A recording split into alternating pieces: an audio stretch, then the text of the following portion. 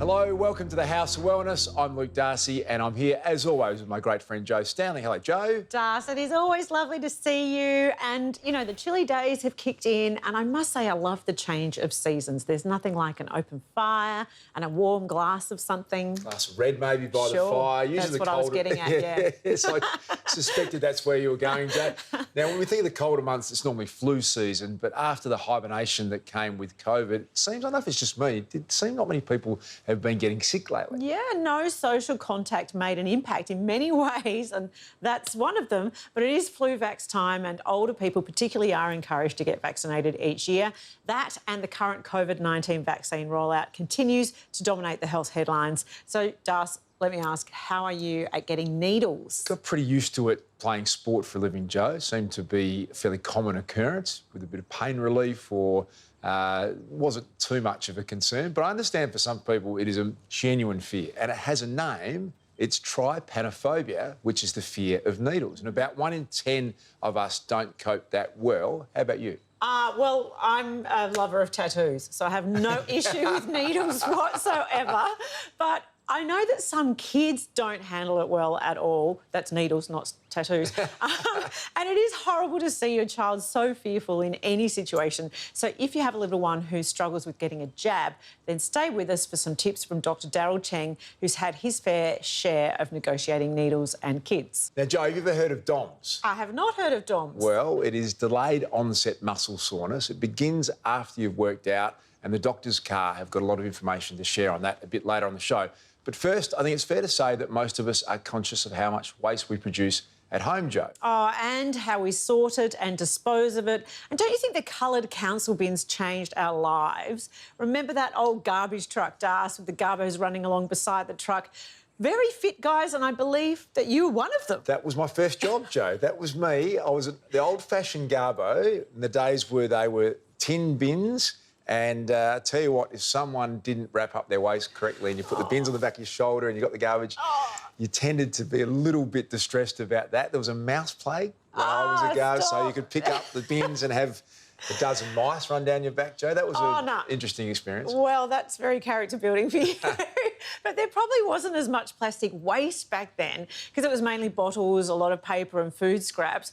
But that brings me to hair salons. I love getting my hair done, obviously, but it is pretty alarming to think that the equivalent of 715 cars worth of aluminium is sent to landfill by Aussie hair salons every year. Yeah, it seems this has bothered hairdressers too, Joe, and one Sydney couple has made it their mission to clean up the industry. They've started a business called Sustainable Salons that collects everything from foil to razors, chemicals, plastics and even hair from salons around the country. It's revolutionising the beauty industry, plus helping charities and our oceans, as well as letting customers like me enjoy our makeovers guilt-free. My history goes back in hairdressing from a very young age. Started in hairdressing, absolutely loved it. It really is what took me around the world. I got to meet all these fantastic people. I met my partner, Evelina, in Amsterdam, where she was studying fashion sustainability and really opened my eyes to the whole meaning of sustainability. And really from there, 15 years ago, we really set ourselves on then a trajectory to understanding more of the problems that were happening in the hairdressing and beauty space and then how we could solve it. Until Sydney's Paul Frasca and Evelina Sirocco started up their business 6 years ago, salon waste materials had nowhere to go. Paper, metals, all the aluminium foil, you know, over 1 million kilos of foil goes to landfill yearly just to foil women's hair. But today, for a small fee, any hair salon, beauty parlour or even pet groomer in Australia or New Zealand can become a member of the Sustainable Salons Collective.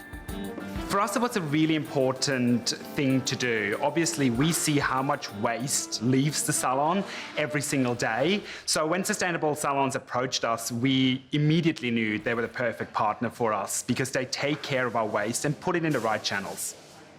We are a resource recovery service, which means we provide our members with specialized bins where they separate their materials. So we've got an aluminium bin for our hair foils and our spray cans. We've got a hair bin, chemical bin, paper bins. So we have all these different bins for different waste we have in the salon. They go into special purple bins, which are stored away, and then Sustainable Salon picks up the waste every 2 weeks. Really, it's like a plug-in service. So like what we're seeing with many businesses, everyone wants to do all this, but they just can't have the time in the day to focus on the metal recycling, the paper. You're too small, but as a collective, we can then do amazing things, such as with the foil, we collect it, we recycle it, then we sell it, and 100% of the proceeds goes to Oz Harvest. Now, I say to an owner, can you imagine talking to your client that the next time they're getting a full head of foils, that you're selling off the waste to help feed someone in need within our country? It's that feel-good factor, you know. Clients come to the salon, they feel good about their hair, but they also feel good what they leave behind and the support they give, you know, to the planet and people in need. As Paul and Evelina's business has grown, so too has their ambition to find sustainable solutions for just about anything. Through their one-of-a-kind recycling service, old shampoo bottles are transformed into sunnies by Dresden Vision, while the excess chemicals from hair products get filtered into recycled water used for concrete mixing. Overall, it's just been a journey of problem solving. I tell everyone all the time, because really what we do every day is we solve another problem. Finding a new use for hair products took plenty of innovation, but finding a second life for hair itself took even more creative thinking. We actually started the journey of studying hair. We started at UTS. We quickly realised that this was a very unique product and that we could produce now our first product, which is called a hair boom. It's about 1 metre long. It looks kind of like a sausage, but they're fantastic to soak up oil spills both at land and at sea. And really, hair and oil just go together, right? We use shampoo to take off the oil. Well, we're just doing the reverse now, using the hair to soak up the oil. But we're also on a great mission of looking at other things that we can do. We're now working with other universities to understand, can hair be used in other things, such as fertilisers of the future? It holds a lot of carbon, nutrient, amino acids, protein.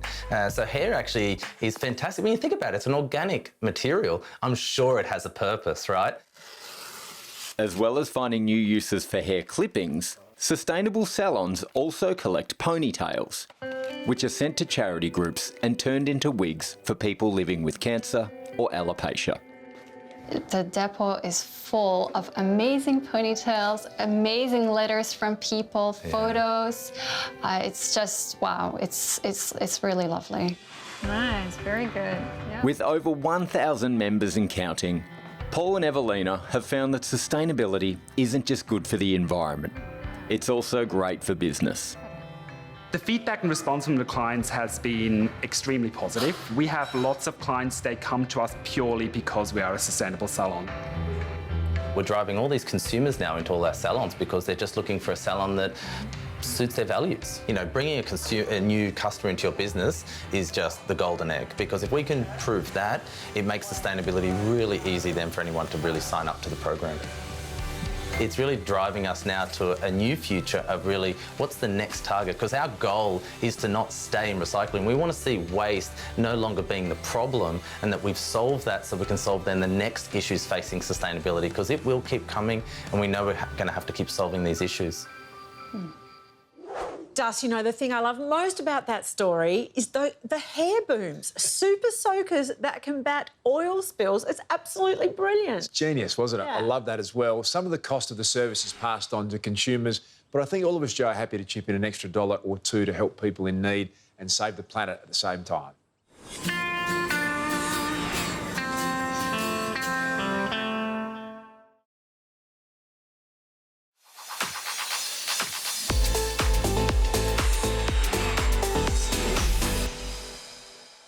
Welcome back. By the time we reach adulthood, most of us, Joe, have had injections or blood tests at some stage. Well, like it or not, there is no way to escape getting one at some stage in your life. The HPV vaccine is now offered to teenagers for free to protect them from sexually transmitted disease. And, of course, COVID-19 is the latest shot we're being encouraged to roll up our sleeves for. It's fair to say, Joe, no one likes them. In fact, the fear of needles comes in at number 7 on people's list of phobias. But here to help take the sting out of jabs, please welcome paediatrician Dr Daryl Cheng. Welcome, Daryl. Thank you so much for having me. Thanks for joining us. Now, what's the difference between feeling a bit nervous about getting a needle and having a phobia about them? You know, the distinction between the two is really how you go and see the experience. And people with needle phobia often associate many different things with getting a needle, whether that's for a blood test or in the case of an immunisation or vaccination. It's a bit more tricky.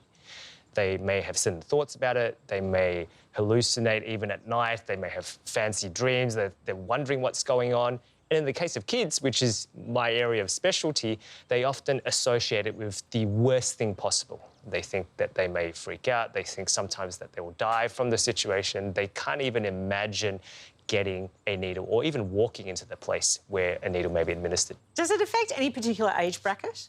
Not particularly. Often we see it more commonly in adolescents, but nowadays it's more and more common in younger kids, even the primary school age group. And really that's because they've been exposed to the concepts on social media, maybe chatting to friends, maybe they've even seen things happen in the corridor at school or at the council where they've been getting their early childhood immunisations. And how many people does it affect, Daryl? On average, about 1 in 10, we see, but that may be a rough estimate. Often it's slightly more than that because people are afraid to talk about it and they're in fact hesitant to admit that they do have a phobia of needles. Do we know what causes the phobia? A bad experience sometimes, perhaps a negative experience with a vaccination, also perhaps the perception around it. Some children do have other medical conditions like an anxiety disorder that may feed into or manifest itself when they get immunisations, and so those things can be related as well. And does it occasionally get through to adulthood where some people just never get over their fear of needles? Absolutely, especially if it's undercover or hidden, and most of the time they kind of try and pass it off or try to act brave or try not to talk about it, and that carries on through adulthood, and every time they have to get a blood test, they hesitate or they try not to do it, mainly because they're afraid of that happening. So for a parent who may be concerned about their child, what kind of signs should we look out for to know it's actually a phobia rather than just being a bit nervous about it? Often you can see that your child may not want to do anything associated with the immunisation or the needle itself. For example, attending the doctor's practice or going to the blood test collection centre and giving all sorts of excuses why they shouldn't go. They may even start to give reasons which are not plausible. And then you kind of know that really they're trying to mask perhaps a fear, and talking to or addressing that with them is really important up front. And Daryl, I'm interested in this. You've seen clearly hundreds and hundreds of thousands of kids over your time as a paediatrician. What do you do when a child's refusing to take a needle? How do you get around that? Often we start to talk to them first and to try and tease out using role plays or trying to tease out using easy language why they're hesitant to have those needles, whether it's a bad experience as we were talking about before, what their fears are, what their worries are. And we often bring in a group of people to help us, not just myself, but also my colleagues who are play therapists, child therapists, to be involved in that discussion and to plan out what that may look like. I'm interested to hear how you say we should speak with the child up front about it. So it's not something that you should ignore and just try and force on a child. Absolutely. Often we encourage parents, even before attending an immunisation clinic or getting their vaccination, to really have a conversation about what's going to happen. We don't deny that immunisations hurt. They do hurt for everyone, and trying to shy away from that or cover it up may actually make the fear or the phobia or even the experience worse. And so talking about it up front, preparation, going through the concept, going through the routine of what happens when you get an immunisation is often really important. And science has even showed that when you do have those conversations early and when you do have those experiences that are more pleasant, they can actually help you in the future as well. And are some people better at administering needles than others, Daryl? Do you can occasionally get someone who's off their game? You can. I don't like to put anyone out of a job, but yes, there are some places where they do it better. And often in my practice in tertiary centres where we do immunisation on a regular basis, we have developed special or specific techniques to be able to help that, or to go through that, to be able to make that experience as pleasant as possible. Like what sorts of techniques? So first up, we talk to them, we get the parents to talk to them at home, but when they first come in, for the younger children, we often use distraction techniques. That might be an iPad, that might be a phone with a movie on it, that may be someone blowing bubbles, but it also actually might be something as cool as having virtual reality goggles. So now we have technology which has enabled us to actually have children put on goggles and they watch a short film, a short animation, a cartoon about the immunisation experience. And so helping them to understand that before we even start preparing the needle, bring the needle into the room, to really distract them and help them to feel at ease. Does bribery work? I mean, not that I've used it, but... Bribery can work, but it's only temporary. And what you really want to do here is to give the child as pleasant an experience as possible so that lasts to the next time when there's no lollies available. Have you ever had an experience where you just outright, the kids refused and you cannot, no matter what, get them to have an injection? Absolutely. So there are situations where distraction techniques or other aids and tools that we use don't work. And then we have a conversation with both the child and also the parent about what we call the concept of losing control. Often parents and children find it really difficult because they have no control over when that needle comes. Someone's holding their arm, someone's jabbing them at a time when they want, and that's what petrifies them the most. They want to be able to have some semblance of an idea if something is going to hurt them, that they are able to say, this is when I want it, that's when I don't want it. When we get to that situation about, when we talk about this concept of control, we often talk about being able to submit that all together by going off to sleep. So we talk about the concept of having sedation or some sleeping medicine. In some cases, we use laughing gas. In some cases, we use some oral medication. Or in some more severe cases, we do actually put them to sleep altogether so that they can have their immunisations. And often those discussions provide a way out for them to say, yes, I'm not willing to kind of submit or let go of control when I'm awake, but when I'm a little bit more sleepy and relaxed, there may be a little bit of pain, but I know that I'll feel more comfortable through the experience. Daryl, it's been an enlightening experience. We appreciate you dropping by and taking maybe some of the pain associated with needles. Thanks for joining us today. Thank you very much.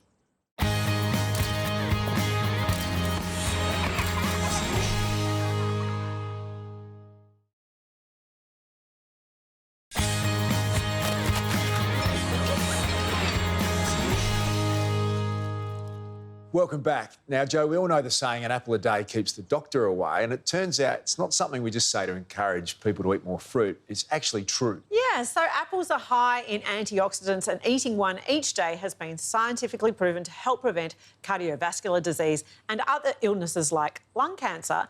And as winter officially kicks off this week, there's never been a better time to feast on the Fuji. More than 2.6 billion apples are grown here each year, with Red Delicious, Jonathan and Granny Smith, which originated here in Australia, the nation's most popular choice of apple. Rosemary and her family have been in the fruit and veggie business for generations. What began as a short information piece on the latest season's apples ended quite unexpectedly. This is Rosemary's story with an ending none of us expected. We're in the autumn season and it's an awkward season because it's like in between and we just really don't have too many fruits and vegetables that are in season and delicious to eat. However, the one thing that is so delicious at the moment is our new season apples.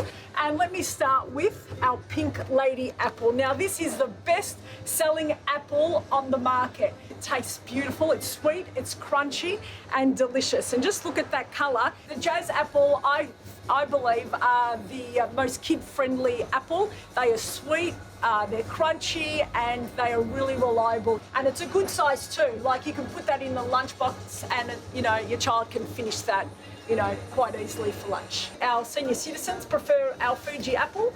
I don't know why, but maybe it's just an acquired taste. This is the Granny Smith apple, really great to make your applesauce with because it just breaks down very quickly and it has that sweet tart flavour which goes really well with pork. This is a thirst quencher. This is a nashi pear. It's a cross between an apple and a pear. I think it's Japanese inspired. Anyway, you cut into this and you can just see, as you cut into it, just bursts of water that pops out of the flesh. Biting into it, it is like eating a watery sort of pear-apple combination. Yeah, delicious to eat. This is my favourite. The next one is the Golden Delicious. And what I have every single night, stewed to perfection with a mountain of natural Greek yogurt. That is my go-to dessert every single night. When COVID hit about a year and a half ago, I was highly stressed out. Couldn't keep up with our home deliveries. I was beside myself. The Golden Delicious apple was a calling for me. It saved my life because every night I felt like I needed the Golden Delicious apple with the yogurt. It just relaxed and put me at ease, and I could sleep restfully after I ate this, and I could get on with my life. That saved my life. I could cry right now because that's what it did.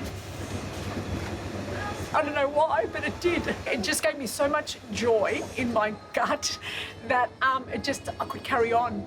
And no one knows the stress I went through over COVID because I did it with such grace, because I was here to serve the people, because I love the community. And it was all about the community at the end of the day.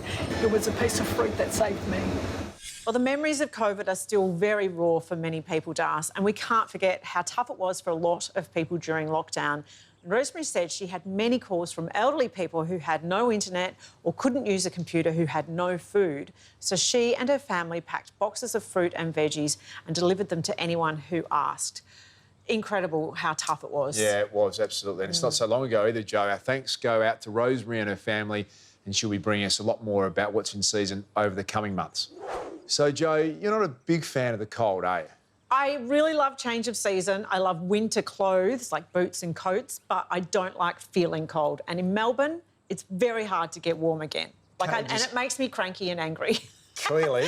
Can't you just get a better jacket or put a beanie on? No, it gets in your bones. I don't know. I feel like it's very hard for me to warm up. So it's never that important to me at all, whether it's summer or winter, or to me it's just a matter of dressing appropriately. I mean, summer's great, but I don't mind the winter as well. I'm cranking the fireplace up. That is beautiful. This book recently, a guy called Michael Singer, The Untethered Soul, and he talks about creation, 13.8 billion years creation, to get to this perfect planet, blue planet, and we get upset whether it's cloudy or warm or overcast or all the above. Surely we can be, accepting. Yeah, no, I totally agree with that. I am grateful for this day and whatever it brings, but I'd just like to be a bit warmer.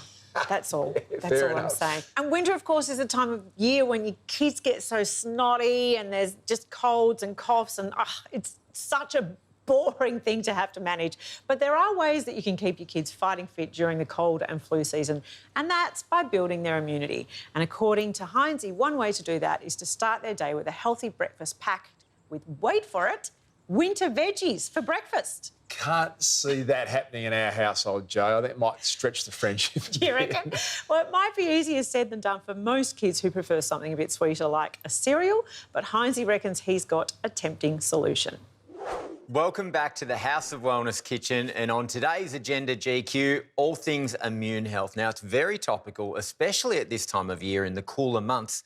So I'm using a bunch of immune-boosting ingredients in my savoury breakfast muffins. I can see that, Hinsey, and these muffins would be perfect for a kid's lunchbox. And while we're talking immune health, did you know that adults get up to 4 colds per year, but children can get up to 10 colds per year? Now, you know I'm a massive germaphobe, so I find that really overwhelming. But, poor kiddies. Don't worry, it's not all doom and gloom. There's lots of vitamins and minerals out there to help kids' immune health.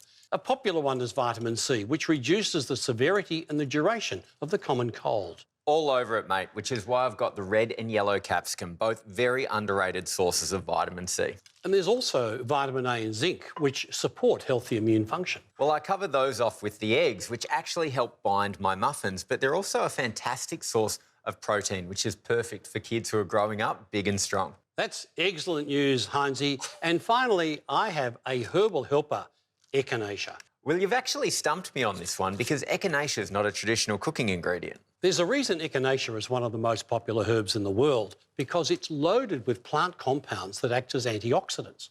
Now, antioxidants destroy free radicals, which are the cause of the illness in the first place. Echinacea can also combat viruses and infections, and that helps us get better faster. Great tips for the parents at home, GQ, as always. Now, I've got to get these into the oven. Wow.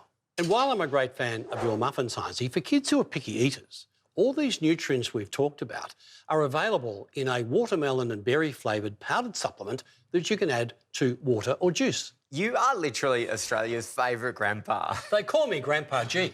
Hands off, Grandpa G. The A to Z of Vitamins is brought to you by Bioceuticals Armour Force for Juniors, a delicious watermelon and berry flavoured blend of herbs and nutrients to support immune health in kids.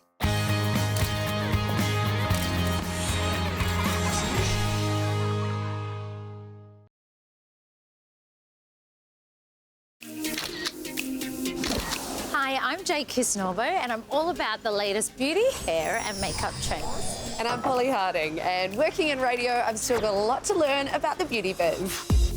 Together, we're going to bust those beauty myths, Strip things back to basics, and learn a few new tricks in the process. Jade, let's talk something very underrated but very important in the world of beauty, that is cleaning your face. Cleaning your face, cleansing your face is so important. Are you a double cleanser?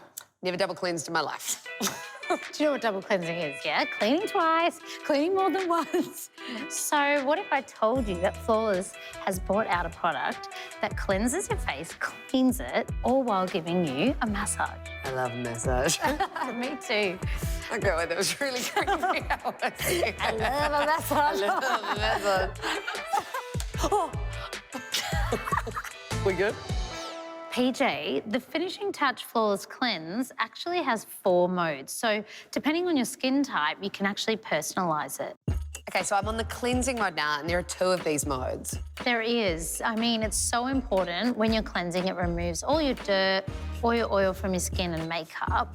But also, depending on your skin type, if you are quite oily, you may want to put it on the 2nd mode where it's more vigorous and gets really in there and gets rid of it. And to the luxurious part of it, the massage, there's 2 massage modes as well. There is. So massage is so important in achieving that beautiful, radiant, glowing skin. So it's got these fine little bristles, which I'm assuming helps to cleanse deeper. It definitely does, and the fact that it's on a silicone head works really well in terms of being waterproof, hygienic, and you can pop it in your shower, which is amazing.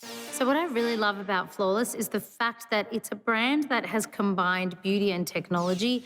They're always evolving because beauty's evolving. And don't forget, it's not just about massaging and using the tool on your face, it's about cleansing. So even if you've used body makeup all the way down to your décolletage, make sure that you go all the way down. So skincare really ends here. I know we were here to talk about cleaning faces and stuff, but that massage has got me sleepy. Oh, I'm ready to relax. Literally, I am quite tired. Me too.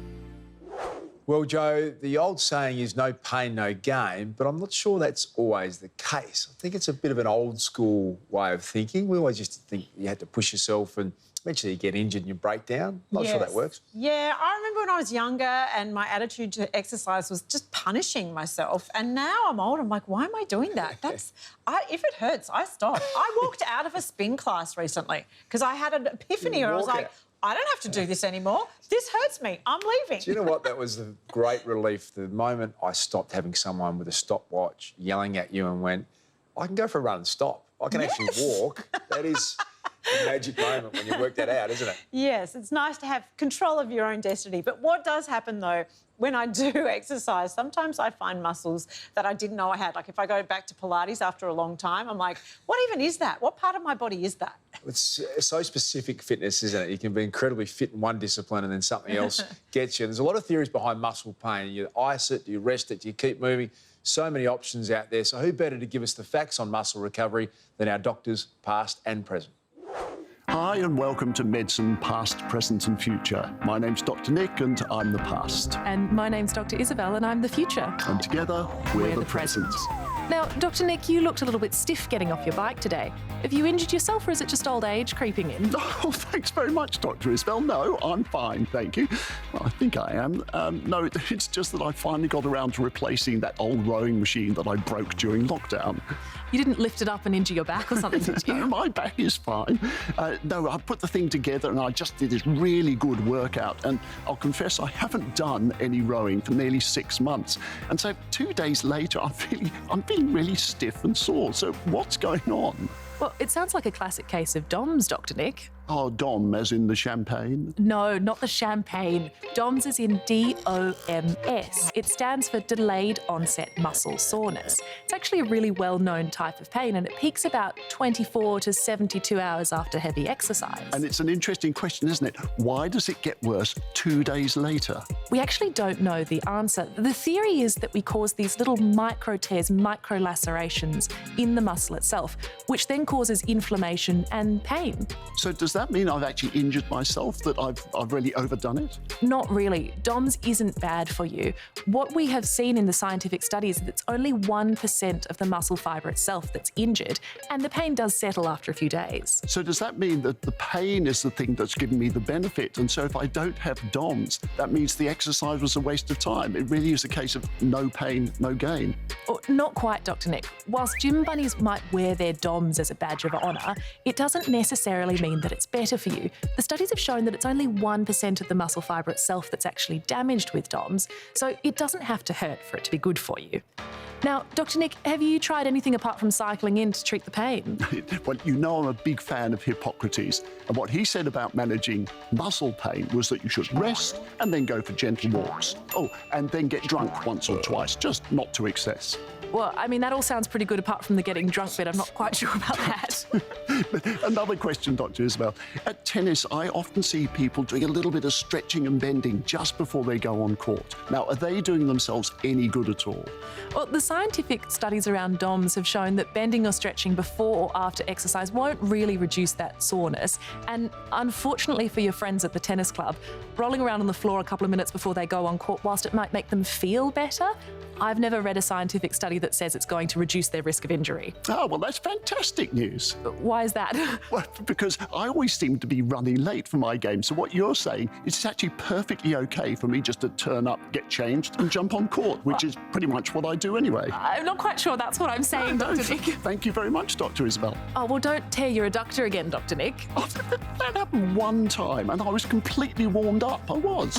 Sure you were. Oh. Well, I'd say a hot bath and a massage are my go-tos to combat muscle soreness. Not that I need an excuse to have either, though. Well, we worked out a few weeks ago that the ice bath wasn't necessarily the go-to for you, Joe. You preferred the warm bath. Yeah, well, most people would, I'd say.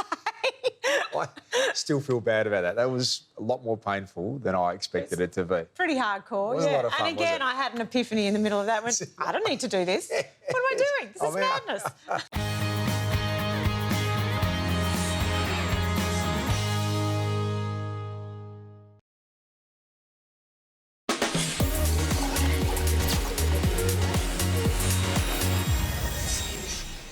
Welcome back. Before the break, Dr Nick and Isabel Carr brought some relief to the questions about muscle aches and pain, Joe. They're an incredible duo. We love them on the House of Wellness.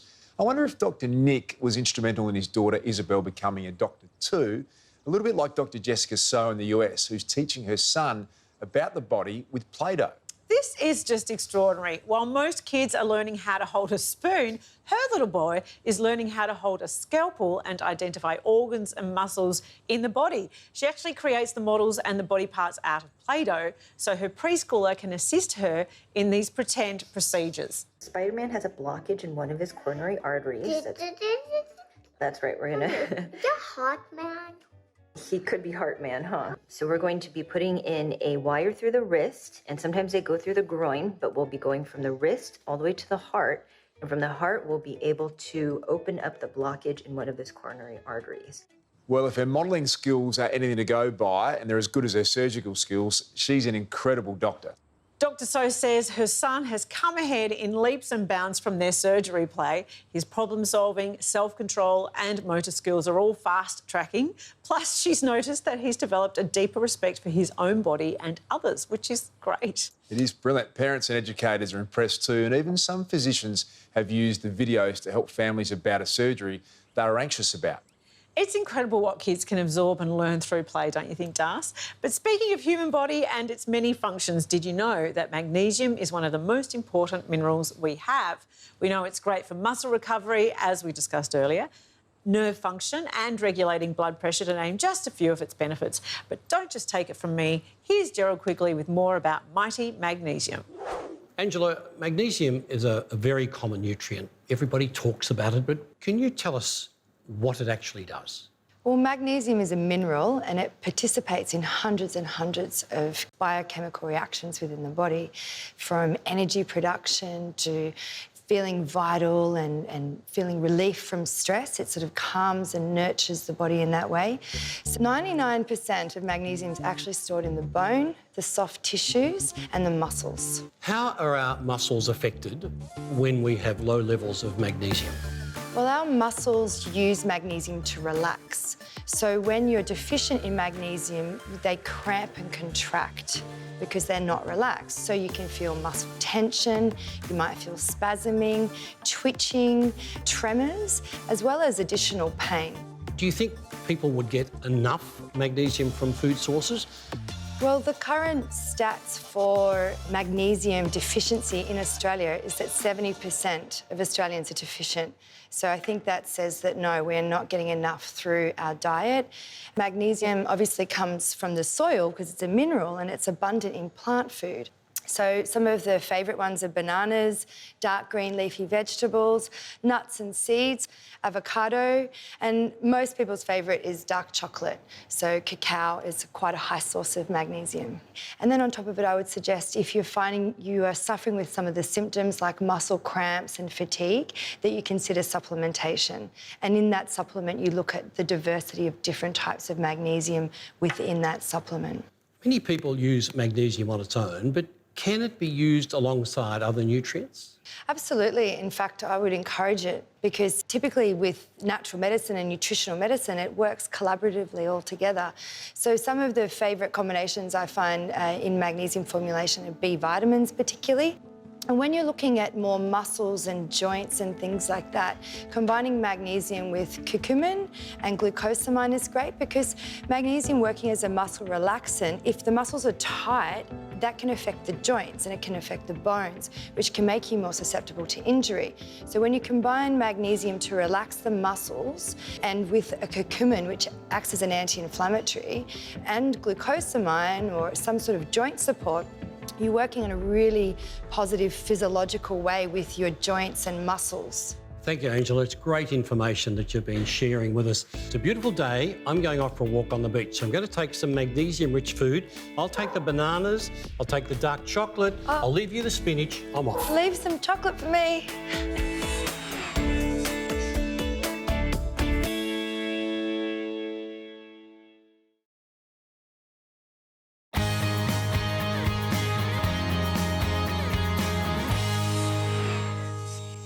Welcome back to the House of Wellness Kitchen, also known as my health haven, as I'm a massive believer in what food can deliver when it comes to looking after our physical and mental well-being. And don't forget the beauty space too, Hinsey. Well, this is a nice surprise. Our skincare and makeup expert, Jade Kiz-Norbo. And you're absolutely right. As much as food can make us feel great, it can also help us look great too.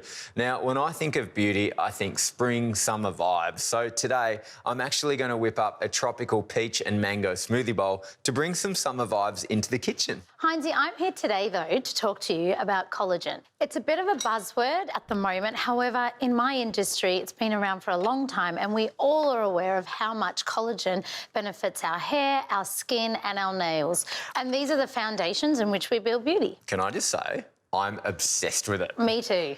Me too. And for those at home who have heard the term but not familiar with what collagen is protein. It's a structural protein in the skin, so it plays a key role in the skin's function, which includes hydration and firmness. We do produce collagen naturally, however, as we age, that process does slow down. So that's why so many women now are introducing ingestible supplements into their beauty routine, because we all know that beauty starts from within. It's not just for the ladies, Jade. Today I'm actually going to use a marine collagen liquid peptide shot in my smoothie bowl. This is going to give you a dose of sustainably sourced hydrolyzed marine collagen and collagen peptides, along with antioxidant ingredients which help fight against free radical damage which can cause aging. And Jade, as you know, collagen comes from animal products, and that's not everyone's cup of tea, making this supplement a quick and easy solution. And Hinsey, if you're taking a collagen supplement like the Dr. Lewin's liquid shot or powder, it's going to increase your skin's firmness, its hydration, and overall, its smoothness. And while I've used the concentrated shot in my smoothie bowl today, the sky's the limit. You could add it to still and sparkling water, in a smoothie, or just have it on its own. I love this. The last thing we need is another step in our beauty routine. I'm busy, you're busy, we're all busy. Well, I hope you're not too busy to try my smoothie bowl. Look at that. Oh, it looks amazing, almost too good to eat. Now, there's just one thing missing. There you go. What's this? They're your sunnies to soak up the tropical island vibes. Oh, I'm imagining I am sitting on an island right now. Oof, bring it on.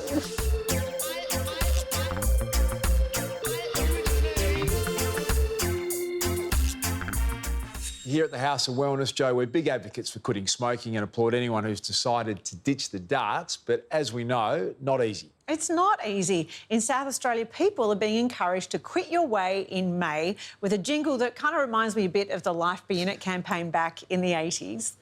Quit your way in May. Yeah, you can be smoke-free in so many ways. If the cravings kick in, give yoga a spin. When you start feeling low, give pickles a go. To get off the smokes, stick up some notes. Put the durries away for the month of May. This May, join in and find your way to be smoke-free. To register and get helpful tips and support, visit quityourwayinmay.com.au. Quit your way in May. Here in Victoria, the latest ad is quite different with a more medical approach. Here's something you might not know about inhaling cigarette smoke. Within 10 minutes, your blood becomes sticky. Your heart has to pump harder because sticky blood clings to the artery walls, constricting them. A clot can form, and that can lead to a catastrophic heart attack, even in your 40s or 30s. The fact is, smoking causes sticky blood.